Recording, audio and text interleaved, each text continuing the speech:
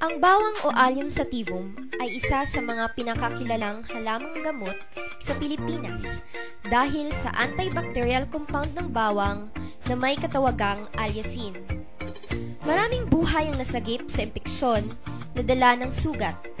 Kinilala ang bawang bilang nature's antibiotic dahil sa mga naitalang pag-aaral kung saan ipinakita ang abilidad ng bawang sa pagpapababa ng kolesterol sa dugo. Matapos ang puspusang pag-aaral at pananaliksik, pinagtibay ng Departamento ng Kalusugan ang pagtataguyod sa bawang bilang isa sa 10 nangungunang halaman na pinagkukunan ng gamot na nakagagaling at inirerekomenda ang paggamit nito bilang alternatibong halamang gamot. Ang mga nagagawa ng bawang: mahusay para sa puso, tumutulong sa pagpapababa ng bad cholesterol levels o LDL, tumutulong sa pagpapababa ng presyon ng dugo.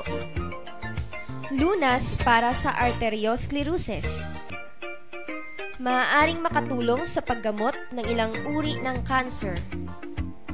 Katulong ng immune system upang malabanan ang impeksyon.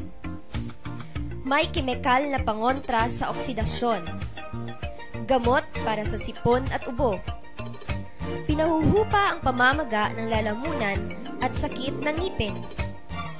Tumutulong sa paggamot ng tuberculosis.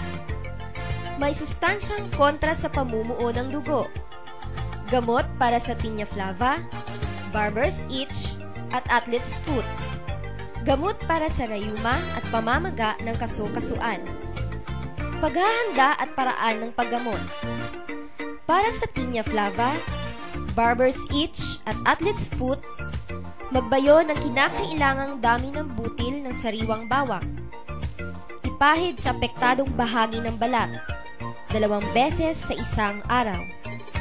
Para sa digaanong pagtaas ng presyon ng dugo, igisa ang mga butil ng bawang. Itago sa bote at isara ng mahigpit. Kumain ng 2 piraso sa almusal, tanghalian at hapunan. Para sa pamamaga ng kaso-kasuan at rayuma, magbayo ng kinakailangang butil. Painitan ng bahagya. Gawing panapal sa gabi kung saan may masakit na bahagi. Para sa sakit ng ngipin, magbayo ng isang maliit na butil ng sariwang bawang. Isingit sa butas na masakit na ngipin. Kapag masakit pa, palitan ang isiningit na bawang tuwing 2 oras. Upang mapatay ang mikrobyo, dikdikin ang bawang. Pigain ang katas nito at ilagay sa sugat. Maaari ring lagyan ng benda pagkatapos. Babala at mga paalala. Ang mga halamang gamot ay itinuturing na home remedy o maaaring ibigay na gamot sa mga kondisyon na hindi kinakailangang ipakonsulta sa doktor.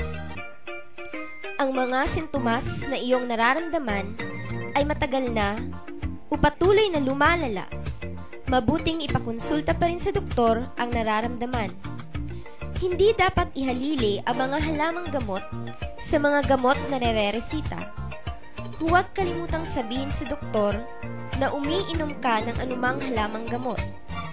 Panghuli, gaya ng kahit anong gamot, maaaring magkaroon ng side effects ang pag-inom ng halamang gamot, bagamat ito higit na mas madalang. Tapos mo na bang panoorin ang unang video? Handa ka na ba sa unang pagsasanay? Isara ang video 1 na ito at bumalik sa Module 1.